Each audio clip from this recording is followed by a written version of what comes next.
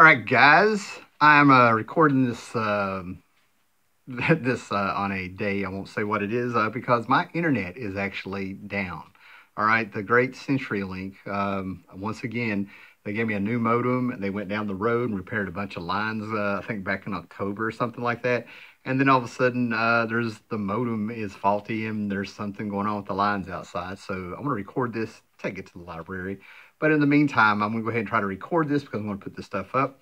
But I got an incredible movie haul. I got some stuff, 2-3 things off of eBay, but the Goodwill around here, something happened. Something happened. Somebody has died. Somebody's divorced. Something happened. And they got tons and tons of movies where you needed to go back and check every couple of days. They were going out there.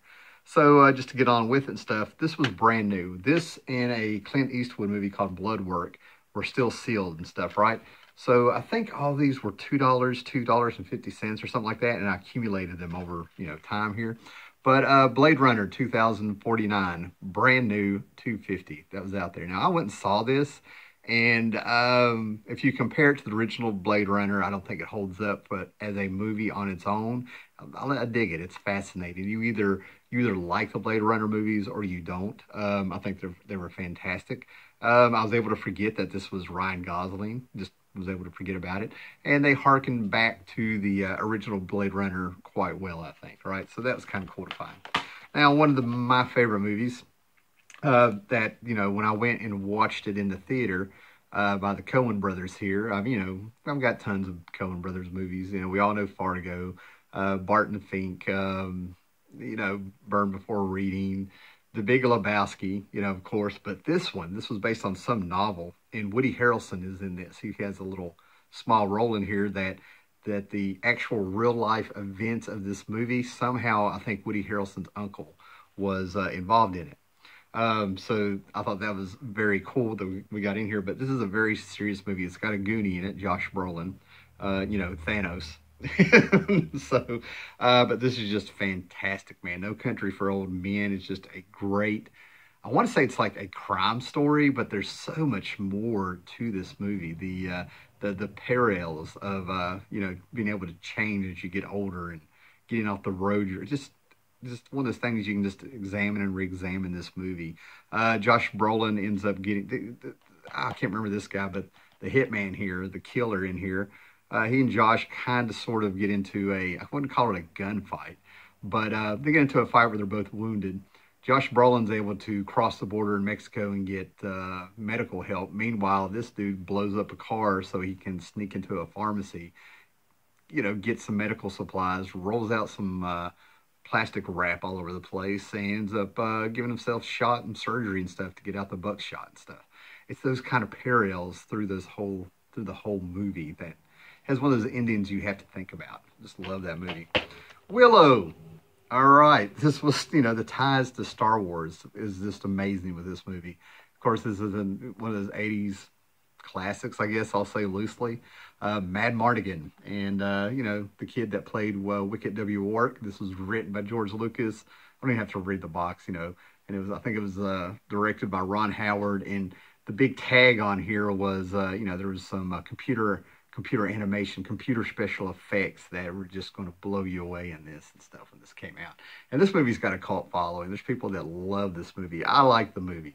I like the movie, but if somebody doesn't like it, I'm not going to try to switch them over and stuff, right? But the ties to Star Wars, everybody kind of expected this to kind of be the Star Wars of fantasy. We're getting into fantasy now and stuff. Mad Mardigan should have been our Han Solo of fantasy and stuff, right? But I dig it. Little people make everything better, and we're out to save a baby. That's what it comes down to. All right, now the thing about the 80s, just like Willow there and some other guys I want to talk about here, I've said it before, the magic of 80s movies was they were about the underdogs, right? And, nothing epitomizes that more than the Karate Kid, Ralph Macchio. What can be said about the original Karate Kid that hasn't been said? This is a staple of the 80s. This movie still holds up. But what amazes me most about this is that a lot of people don't realize is before that awful remake with Jackie Chan and Will Smith's kid, where it was actually about Kung Fu and not karate. But the thing about there was a remake in between that people don't know about. because they completely changed the name. It was called 8 Mile, and it was supposed to have been the story of Eminem rising up and stuff. Instead of Cobra Kai, we had a rap group, and even though he got to keep the girl, more or less that he more or less stole from somebody from the Cobra Kai, you know, the rap group got his girl, So, but yeah, 8 Miles to me is nothing but a remake of the Karate Kid. It's just fantastic. Now the story behind this is I walked. I think I was like 11 years old and I could walk to the theater. So I ended up going like on a Saturday, I think is what it was, right? And I ended up in the front row because this place was packed. It was a Sunday. Even for a Sunday, this theater was packed, right? And you get to the big fight at the end at the tournament where we get the famous crane pose, and he kicks the Cobra Kai guy in the face. And this was the first time I could remember actually being in a theater where everybody cheered and had their arms up, and I missed it. So I waited a whole week. I had a plan, and I go back the next Sunday, and I go in there, and I get the first seat. The whole movie, I'm kind of jumping. I'm looking around, and right when he did the same move with the crane kick and won it, I'm the only one that jumped up and cheered, and nobody else in the theater moved. Devastating. Did I get this at Goodwill? I don't know if I got this one at the Goodwill, man, but Escape from New York, a freaking John Carpenter classic. Well, you know it is. I know it is. It's definitely dated when you watch this, right? But it is so freaking cool. It's just one of those fun movies where they've taken Manhattan, or the whole, I don't know. No, I think it's the whole city of New York, and the government's just turned around and turned it into a penal colony. It's a prison. And whatever happens in there happens. It's pure anarchy. And the president crashes down there, and they pull out Snake Plissken. And he has 24 hours to get the president out, or the little mini bombs they put in his arteries and his neck are going to blow up. And it's just so freaking good, man. It's such a good, I get excited talking about it. Can you hear me? Let's go on with the Goodwill stuff, right? Well, no, this one I got at a antique shop down the road, but I was wanting something different to watch. And I just went ahead and tried this. Somebody had said, check out Little Miss Sunshine before, and I was not prepared for what I was watched. This is a fantastic movie. And if I remember right, I think this actually won like an Academy Award for Best Screenplay or something. But basically, this is the story of a very dysfunctional. This movie's gritty. I mean, it feels like the real world, pretty close. But it's the story of a bunch of messed up people in a family, all on going in all directions. Their only family in name.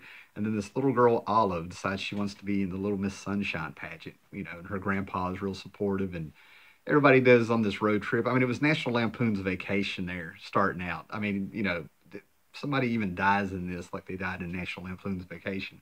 But they bring it together at the end, and they bring it around in a way to where, thanks to this little girl, Olive, and this Little Miss Sunshine pageant, they become a family again. You know what I mean? It's like they get off their roads, and they all come together for this little girl. And they have to push this van. The first two gears don't work. And I love what they did with the ending, because you have to think about it. If you just watch it, it's just everybody pushing a van and jumping in one at a time. And what it is as they're pushing the van to go home, they all jump in one at a time. And that's the stuff I like in movies. It's kind of symbolic of all of them. We're all on the same road now in this car. We're not all in different roads. We're all on the same road as a family going home. Real subtle. I liked it. Of course, blood work. I like Clint Eastwood movies. I like his crime movies and stuff. I don't know if I'd really recommend this one, because to me, this one really felt kind of like a TV movie, but I enjoy it. He's got another one in the 80s I need to find, but that one's got some of the sexual tones of it pulled way up, still a cop. Watched this last night to try to fall asleep to, and of course I didn't. Bill and Ted's Excellent Adventure. This movie holds up good, and there's stuff in this movie that would not fly today, but this is a classic of the 80s. They had a cartoon, they had a comic book. I've heard rumblings about a third one coming out. I was living in Baltimore, and I remember in the same weekend, Terminator 2 and Bill and Ted's Bogus Journey all showed at the same time. And Bogus Journey, though it is a good movie, it's kind of confused because it's coming out of the 80s into the 90s. It's like 91, where things were sort of changing. Actually, being a bit more low budget actually added a charm to this movie. And of course, Bogus Journey had a bit more of a budget. you know, bucks don't always equal yucks. And then I'm going to show these two at the same time because they're both bad. I put in Atomic Blonde and Aeon Flux. Now, I have the VHS I've had since the 90s of the Aeon Flux cartoons that came out of, I think it was MTV's Liquid Television, which was a fantastic show. I wish they put that on DVD. I also have them on, I bought the DVD set of the cartoons of Aeon Flux last year on eBay. Great price. I think it was like $5 or something. But I had to get the movie. I saw this movie when it came out in the theater, and I'm like, this is so bad. But it's still Aeon Flux, so yeah, completist. Then I got Atomic Blonde, and I've heard really bad stuff about this movie. Then I've heard some people say they like it. So I actually posted on Facebook that I'm watching this, started getting feedback. Some people loved it. Some people were like, look out. Some people said, just freaking go watch John Wick. So I got it. This movie wasn't that bad, and we got to our fight scenes. She's slow, and it's that kind of choreography I can't stand where you have a couple of moves and they indicate that they're acting and it's choreographed because they wait to get hit. And she would need 50 pounds for it to be believable. I'm all for fantasy fighting. I mean, I watched freaking Kung Fu since I was a kid, don't get me wrong, but you've got to have a little bit more skill to make people not jump out of the movie. You know, that's how bad the fighting was in it. All right, got this for $1 at a Dollar Tree. The Secret Origin of DC Comics. This is a great documentary. Ryan Reynolds narrates it, and some things. It's the history of DC Comics, and I thought they really hit very well with the important stuff. And this is going to pop up in a future video because this is where I want to give a big finger to like maybe a few critics of the channel over the years, because I'm a big into the history of comics to begin with, and this mentions the great golf game that was, you know, the great golf game between a publisher at Marvel and publisher at DC, where they said, hey, we had a hit with the Justice League, and that publisher went back to change the company's name to Marvel, and came up with, you know, they ended up putting out the Fantastic Four. So I'll tell that story later. Also, I know how to say Len Wein's name correctly because Len Wein mentions his own name when he talked about calling Alan Moore to do Swamp Thing. Neil Gaiman's in that, Mark Waid, all these other people. It's really good stuff. $250 for a second season of Dual Survival. I love these survival shows. Not all of them. You know, Survivor Man is king. But this show is actually pretty good. Pretty good. The first 2 seasons are the only ones I really like. So I'll keep my eye out. But a 3-disc set for $250. I remember that. Also got a show that I don't know if a lot of people here in America know about. I don't know. But Doc Martin, this is season 5. I got this for $250. I enjoy this show, and I don't know why, but I feel like when I watch this show, I am seeing like pure Great Britain. You know what I mean? Like this is not the dry humor that's out there in Britain. You're in a fishing village, and this is about a doctor who's like a very accomplished doctor who all of a sudden cannot handle the smell of burnt flesh and the sight of blood. And he's a doctor, and I think his wife left him or something. So he ends up in this little fishing town. That's kind of like a show called Newhart in America. Okay, that's what it kind of reminds me of, right? Moving on here, I'm going to show. I think I might have already shown this, but I've got both Vampire Hunter D cartoon movies. I'm not going to talk about those much, but I will always remember the first time I saw Vampire Hunter D in the 80s, late 80s. I think wow. So Bloodlust was the sequel, and it's fantastic. Then I have some VHS tapes. These were 50 cents a piece. Goodwill Hunting. I'll probably talk about that in the future, but there's scenes in this I love where I swear I think I'm Robin Williams in this movie as I grow older. He's a psychologist for the genius here in this movie. And the genius like tries to shrink him back and talks, gives him a talk that, tries to put him in his place, try to show he's smarter than him. And they end up meeting in a park, and this is something I have said before. I've actually had this conversation with somebody before, but he kind of tells him, like, you can read this in a book, and you know this, and you can quote me that, but you've never lived life, so fuck you. Yeah, so I'm like, and then the coup de resistance, the great stuff, that stuff that I will keep no matter how long, even if I get rid of my VHS collection. But I got 4 Mystery Science Theater VHS tapes. Okay, if you don't know Mystery Science Theater, they're all over YouTube, man, okay? I'll probably talk about these later myself, right? But here's Cave Dwellers. That's a famous one. The Unearthly, which is just, oh, fantastic. The Amazing Colossal Man. I do remember watching that on TV. Oh, I bought The Unearthly twice. Crap. I double dipped. Got The Unearthly. Maybe I'll just pass that along to somebody.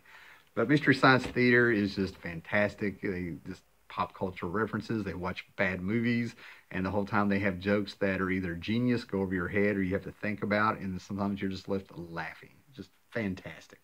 Fantastic. All right, that's it. Let's go so we can load this thing up later on.